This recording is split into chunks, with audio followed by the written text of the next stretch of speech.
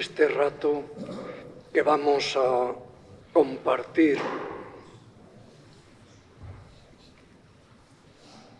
Con ese título, El presbítero en la pastoral misionera. Lo vamos a hacer con una metodología concreta que está en la tradición de la Iglesia, que es hacer una lección divina. Esta lección supone leer la Escritura, como nos dice Dei Verbum, ¿no? Con el mismo espíritu y en el mismo espíritu con que fue escrita. Es adentrarnos en esa misión, en esa tarea, en ese trabajo que lleváis como vicarios de pastoral, de evangelización, vicarios generales, en hacer efectivo ese ministerio de anuncio de Jesucristo, pero sobre todo en esa tarea hermosa de acompañar a agentes pastorales y sobre todo a los presbíteros. Podemos hacer una metodología deductiva, una metodología inductiva. Vamos a adentrarnos en este trabajo, en esta misión, en esta dedicación nuestra a la luz de la palabra. Que sea la palabra la que nos guíe, este texto de los discípulos de Emaús que tenéis entre vosotros.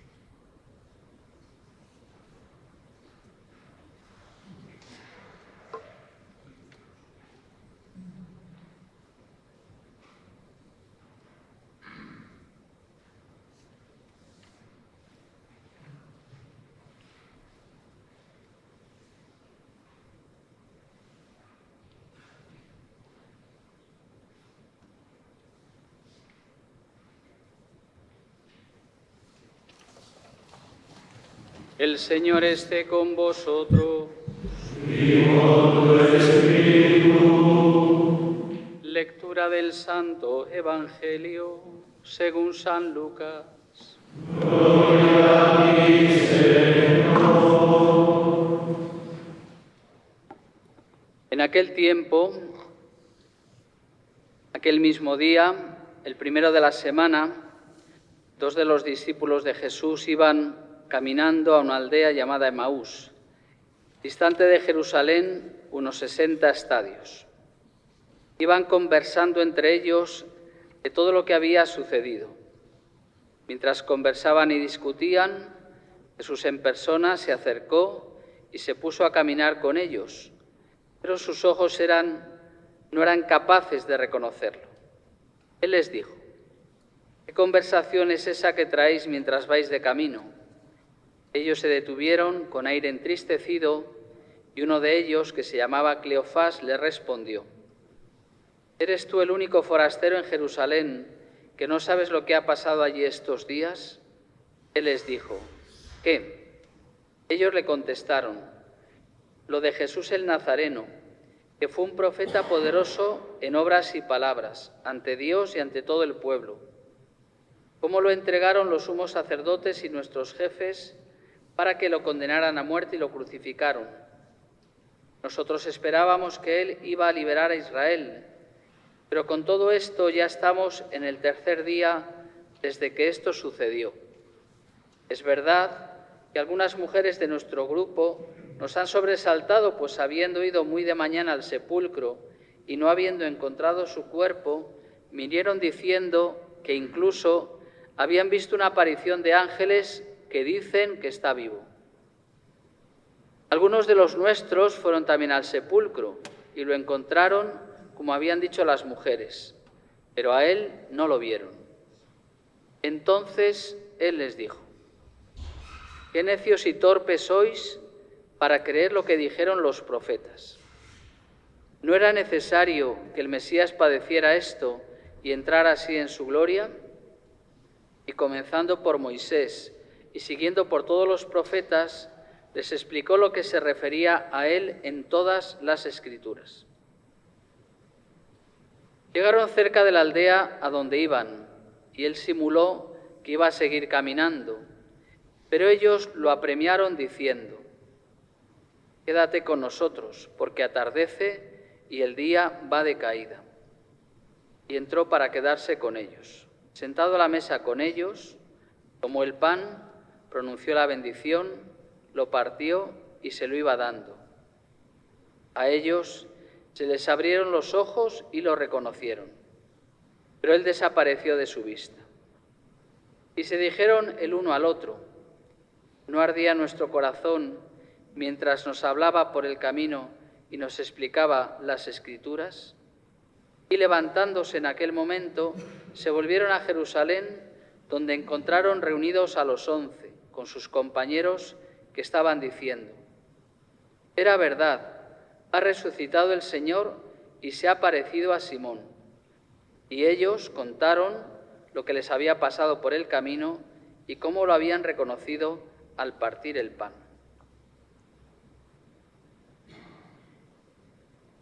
Palabra del Señor. Gloria a ti, Señor Jesús.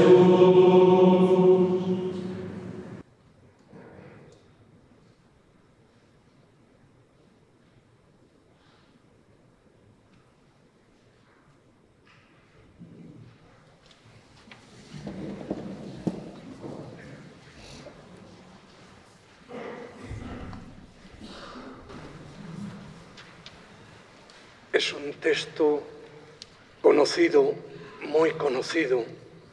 Podemos tener la tentación de decir, ya me lo sé. Pero el texto no siempre es comprensible por entero. Ten la humildad de que has comprendido poco, a veces nada. Llévalo en el corazón como María. Esto también es obediencia. Como Casiano nos dice, rumia en tu interior y aplícate en tu vida esa luz de la palabra. No lo moralices, es Dios quien te habla. Contémplalo y siéntate en su mesa. Yo te invito en este momento a que, releyendo el texto, vayas pues haciendo eco de él y vayas compartiendo en unos minutos eso que resalta, eso que llega de un modo especial, eso que en esta circunstancia tú quieres compartir con los hermanos. Tenemos un recuerdo muy especial con el Papa Francisco en este 11º aniversario de su elección como pontífice de la Iglesia Católica.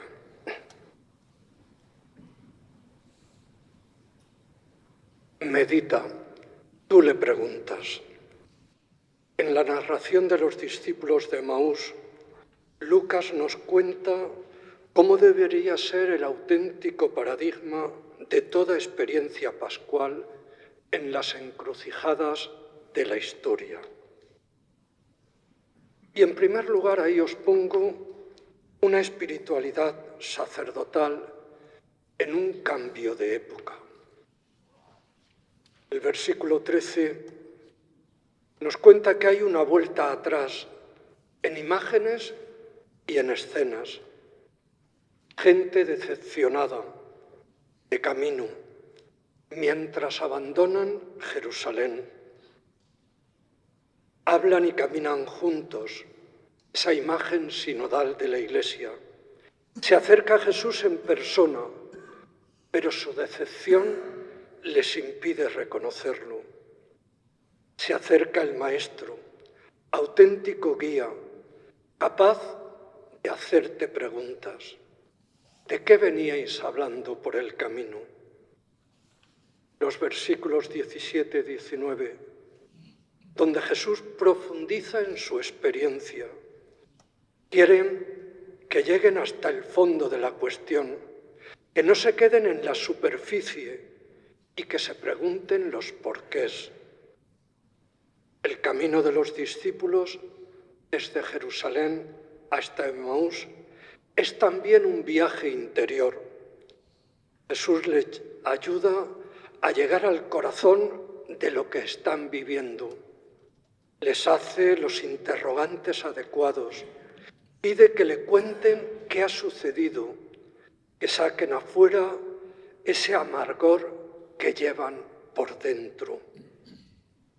Aquí nos dicen los versículos 19-21, está todo el dolor, las esperanzas, esas esperanzas frustradas, la desilusión.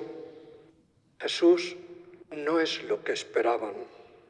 A veces ponemos nuestras esperanzas en cosas vanas. Los discípulos están abatidos, desmoralizados. Y sin embargo, cuando Cristo nos decepciona, es cuando nos volvemos creyentes.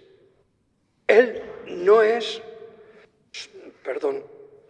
lo que estábamos esperando, aunque siempre y en todo caso Jesús es mucho más. Los discípulos en los versículos 21 y 24 están abatidos por todo lo que ha sucedido, pero esto no les impide marcharse, aunque el fallecido no está en su tumba. El asunto ya está zanjado. La ausencia del cadáver no es suficiente para poner en cuestión la situación. Discípulo nos dice la ratio fundamentalis, porque es una definición sintética y clara en el número 61, es aquel que ha sido llamado por el Señor para estar con Él, a seguirlo y a convertirse en misionero del Evangelio. El discípulo aprende cotidianamente a entrar en los secretos del reino de Dios, viviendo una relación profunda con Jesús.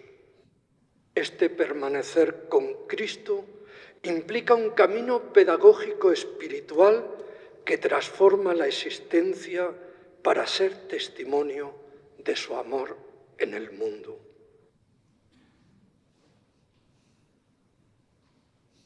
Dice Dacour que la sobrecarga de trabajo, el cuestionamiento de la figura del sacerdote en una sociedad en gran medida desacralizada y el creciente número de bautizados que no viven la fe cristiana, pero que demanda prácticas religiosas, son las tres causas importantes del malestar de los sacerdotes. Habría que añadir la tragedia de los abusos y su tratamiento en la sociedad, la disminución de las vocaciones, la despoblación, las megápolis. Es una realidad de perplejidad en el interior del sacerdote. En segundo lugar, sacerdotes que disciernen a la luz de la palabra. El discernimiento es esa tónica constante donde el Papa Francisco nos quiere ir llevando. Fijaos que Benedicto XVI, en todo su pontificado, insistió una y otra vez en esto que estamos haciendo hoy, en la lectio, en Dei Verbum. Dei Verbum como paradigma no estrenado del Concilio Vaticano II. Por eso uno de sus documentos importantes fue Verbum Domini, adentrarnos en el misterio de la palabra. Yo a veces digo que es esa constitución del concilio que deberíamos de leer cada cuaresma de rodillas ante el Señor, para entrar en el misterio de la palabra, en el misterio del amor de Cristo. Sacerdotes que disciernen a la luz de la palabra. Palabras dirigidas a nosotros en los versículos 25-27. El resucitado repasa el Antiguo Testamento y no lo han entendido, porque la clave de lectura es la sabiduría de la cruz y nos pasa a nosotros. Queremos otra clave porque la cruz nos da miedo, huimos de ella. Los discípulos parece que no aceptan la idea de que solo releyendo las cosas a través de la cruz se puede entender el sentido de las Escrituras. Dirá San Pablo en la primera carta a los Corintios, pero nosotros anunciamos a Cristo crucificado, escándalo para los judíos y locura para los paganos. La cruz es obstáculo y tropiezo o locura. Nunca se percibe como algo lógico, y de hecho no lo es, porque supera en todo aquello que tenemos ante nosotros. Los discípulos experimentan al resucitado, que misteriosamente se acerca al grupo y se pone a plantear y a suscitar preguntas adecuadas. Es la belleza, vuelvo a repetir, sinodal. Mientras compartimos con los hermanos y estamos juntos, en nuestro interior, suscitados por Jesús resucitado, las preguntas, esas que deberíamos plantearnos como presbíteros, como vicarios y como iglesia, con Jesús, que primero nos ha llamado torpes y necios, y luego dedica su tiempo a explicarnos el sentido de las Escrituras. Necesitamos al resucitado, porque de lo contrario no entenderíamos el sentido de nuestra propia vida y nuestra propia misión. Y no es fácil, lo sabéis. No es fácil ser vicario. Más fácil, creo yo, ser obispo, con las cruces que lleva. Pero ese estar siempre en medio, ya sabéis lo que se sufre. Pero ahí es el misterio de la cruz. Y es la sabiduría de la cruz. Y es saber que somos colaboradores de aquel que nos explica cada mañana el sentido de nuestra vida a la luz de la palabra. Quien vive una vida espiritual está interiormente instruido por el Espíritu. Y esto tenemos que tener el convencimiento. No es tu obra, no es la mía. Es la obra del Espíritu en este mundo y en esta iglesia. Y el Espíritu te permite releer tu experiencia con una mirada que no está dirigida hacia abajo, hacia la tierra, hacia lo mundano, sino que viene de lo alto. Recibimos iluminación y entonces intuimos, somos capaces de ver esa luz que nos empuja a caminar e intuimos que las cosas no son como a veces las planteamos o las imaginamos o como las habíamos calculado, incluso pensado, deducido, llevado a un plan. Y parece que termina ese tiempo y todo sigue igual. Pero no sigue todo igual. Ungidos por el Espíritu Santo. Esa palabra que el Papa Francisco una y otra vez insiste, que somos ungidos por el Espíritu. Dice Pastores Dabo Vobis número 33, que es el centro, por decirlo de alguna manera, de toda esta exhortación, donde San Juan Pablo II dice posiblemente lo esencial de todo ese bellísimo documento que en tantos puntos está sin desarrollar, sin trabajar, sobre todo porque posiblemente es mi tema, ¿no? Pero esa mayoría de edad, de la espiritualidad del presbítero diocesano en su dinámica mística y cómo nuestra unción es la dinámica interior que nos hace beber de esas profundidades de Dios para poder llevarlas a los demás. Voy a leer. El Espíritu Santo es el gran protagonista de nuestra vida espiritual. Él crea el corazón nuevo, lo anima y lo guía con la vida nueva de la caridad pastoral.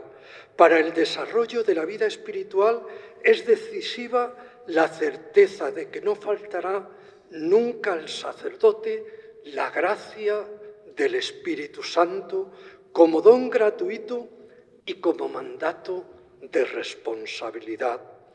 La conciencia del don infunde y sostiene la confianza indestructible del sacerdote en las dificultades, en las tentaciones, en las debilidades con que puede encontrarse en el camino espiritual. Y con esta certeza nosotros nos levantamos y caminamos con esperanza. En este mundo, en estos presbiterios, bien que vivís los problemas concretos del día a día, pero solo con la certeza del don nosotros podemos caminar alegres en la esperanza. En tercer lugar, los versículos 28 al 32, sacerdotes en la mesa de la palabra y de la Eucaristía. Estos versículos, al final, en su interior, los discípulos maduran algo diferente. Nos damos cuenta de que nuestra experiencia de Iglesia está funcionando cuando tenemos necesidad de decir, Señor, quédate con nosotros. Es decir, cuando experimentamos el deseo de la oración, las ganas de no reducir la experiencia cristiana a franjas de horarios y de tiempos. Podemos hacer 1000 cosas, ser personas muy activas en la Iglesia, organizar y tomar parte en muchos proyectos y no tener la necesidad de rezar juntos. Entonces, cualquier cosa que realicemos dentro de la Iglesia, si es auténticamente una experiencia eclesial, tiene que suscitar en nosotros el deseo de orar. Es el círculo, vuelvo a insistir, de una Iglesia sinodal. Aprender a estar juntos. Yo digo, no es en este contexto, pero muchas veces, que los curas hemos aprendido a compartir fácilmente los proyectos, la mesa, las fiestas de nuestros pueblos y difícilmente y muy parcamente la oración en común, en silencio, el compartir la fe, en hacer de nuestra experiencia esa experiencia por donde Dios camina y transita y sentirnos presbiterio, ordo, camino común. Y estáis y estamos mirando al futuro, no estamos en el inmediatismo del hoy, estamos forjando el presbiterio de los próximos años, nuestras diócesis. Estamos alentando la esperanza, que no es nuestra, que es la que suscita el Espíritu en nosotros. Nunca podemos olvidar el versículo 29. Quédate con nosotros, porque es tarde y ya ha declinado el día, y entró para quedarse con ellos. Es la promesa de Jesús, quedarse con nosotros. Esto nos devuelve a una experiencia de Iglesia, a un deseo común, porque ha caído la oscuridad y queremos que Jesús nos acompañe en nuestra oscuridad y en la oscuridad del mundo. El versículo 30. Jesús se queda en la Eucaristía. Lucas nos describe la liturgia y nos permite entender que no debemos de tener celos de Pedro o de María Magdalena, ni siquiera del apóstol Tomás, que mete el dedo en las heridas abiertas. No tenemos por qué envidiar a quien ha tenido una experiencia directa con el resucitado, porque todos nosotros estamos en condiciones de entrar en contacto con Cristo. Cada vez que celebramos la Eucaristía, tenemos experiencia de una Pascua decisiva. Esto es lo que nos está diciendo Lucas. No tenemos que envidiar nada a nadie. El versículo 31. Siempre tenemos necesidad de que el resucitado nos explique las Escrituras. No nos lo sabemos. Este descubrimiento, el haber abierto los ojos a los discípulos, tiene una consecuencia. Jesús desaparece de su vista. Y entonces nos preguntamos, ya que ha decidido quedarse, ¿dónde está el resucitado que desaparece cuando se le reconoce? Está, por ejemplo, en el pan, pero está también dentro de cada uno de vosotros. Ha pasado a ocupar el puesto de ese fervor que los discípulos sentían antes de la pasión, de esa maquinaria emocional que les permite decir: la fe en Jesucristo es mucho más profundo que una emoción. Jesús ya no habita en la región de nuestras emociones, se convierte en algo mucho más espiritual. En todo caso es importante sentir cómo arde el corazón en nuestro interior, aunque aún no se haya reconocido a Jesucristo. Pero es una preparación para acogerlo. Él está ahí, dentro de ellos y delante de ellos. Se ha vuelto Eucaristía y ellos mismos se han convertido en templos del Espíritu Santo, en morada del resucitado. Dice Pastores Davobovis 47, la meditación fiel de la palabra de Dios. Elemento esencial, voy a citar, es la lectura meditada y orante de la palabra de Dios, lectio divina. Es la escucha humilde y llena de amor que se hace elocuente. En efecto, a la luz y con la fuerza de la palabra de Dios es como puede descubrirse, comprenderse, amarse y seguirse la propia vocación y también cumplirse la propia misión. En el plan de formación de los seminarios mayores, en el número 206, dice: la Eucaristía, fuente y culmen de la vida cristiana personal y eclesial, y singularmente de la vida del presbítero, ha de constituir, por su celebración diaria y participación plena, el alimento básico de la vida espiritual y el momento central de su jornada, que encuentra su continuidad natural en la adoración y en otros momentos de devoción eucarística. Quienes están llamados a representar a Cristo en la celebración de la Eucaristía deberán asimilar las actitudes que fomenta este sacramento para dar una forma eucarística a su vida: la gratuidad, la donación de sí mismo, la caridad y el deseo de contemplación y adoración a Cristo. La Santa Misa vivida promueve la configuración con Cristo y consolida al sacerdote en su vocación, en Jesús, con una profunda experiencia de Dios. Pastores Davobovis 47. El sacerdote es el hombre de Dios.